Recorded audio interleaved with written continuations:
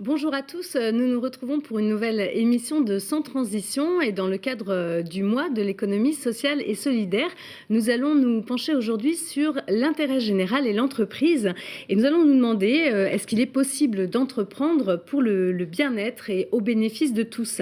Alors je me tourne vers Solène Lagatu, vous êtes responsable du Haras Hôtel de Landerneau. C'est un hôtel qui a développé un concept particulier, est-ce que vous pouvez nous en parler ? Bien sûr, on est donc un hôtel 3 étoiles et en fait on est le premier hôtel 3 étoiles de France sous statut d'entreprise adaptée. Donc une entreprise adaptée recrute 80% de travailleurs handicapés. Donc dans l'hôtellerie, c'est sur des métiers classiques, réception, les personnes qui font le petit déjeuner, les personnes qui sont aux étages.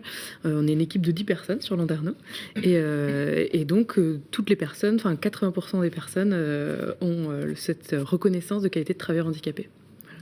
Alors, il y a souvent on connaît les établissements donc d'aide par le travail qui sont voilà. Là, vous avez voulu renouveler aussi un petit peu le travail qui est proposé aux personnes qui ont ce statut de travailleur handicapé. C'était Oui. Alors, il y a deux choses dans le secteur du handicap. Il y a en effet les ESAT qui sont de l'aide par le travail, et puis les entreprises adaptées. Donc, c'est des personnes qui sont travailleurs handicapés avec une orientation milieu ordinaire, c'est-à-dire capables de travailler en entreprise. Maintenant, sur ce secteur, ces personnes qui ont la reconnaissance travailleur handicapé, il y a quand même le double de chômage que sur la population active normale.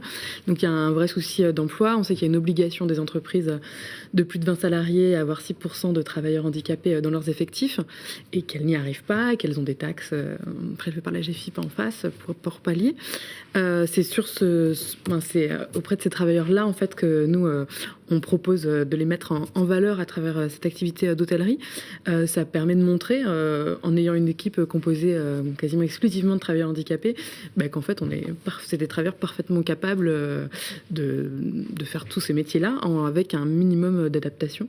Et donc vous proposez à l'intérieur de cet hôtel, il y a tout a été pensé finalement aussi autour de la construction d'un modèle cohérent sur la Bretagne. Est-ce que vous pouvez, les approvisionnements on ne sont essaie pas d'être anodins. un petit peu jusqu'au boutiste, c'est-à-dire que quitte à faire les choses bien, on a essayé de les faire vraiment bien, donc d'utiliser l'hôtel aussi comme vitrine de tout ce secteur. Donc nous, on est une entreprise adaptée et on a essayé de sourcer tous les produits qu'on pouvait mettre en avant dans l'hôtel.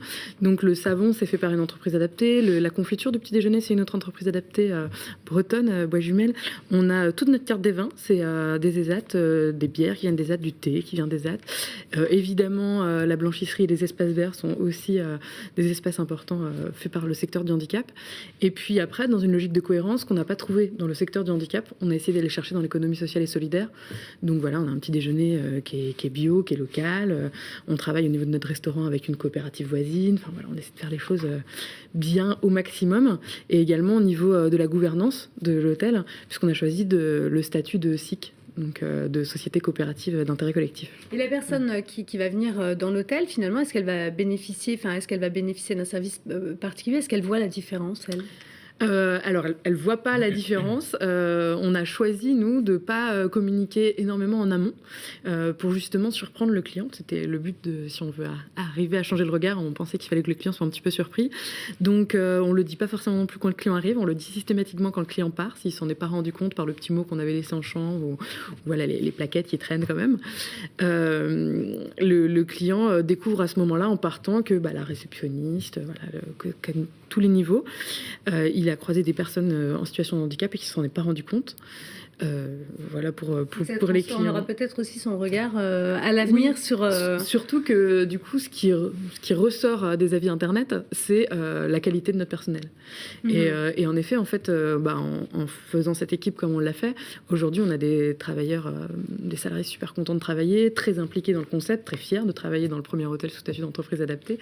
Et ça donne une qualité de service qui est certaine.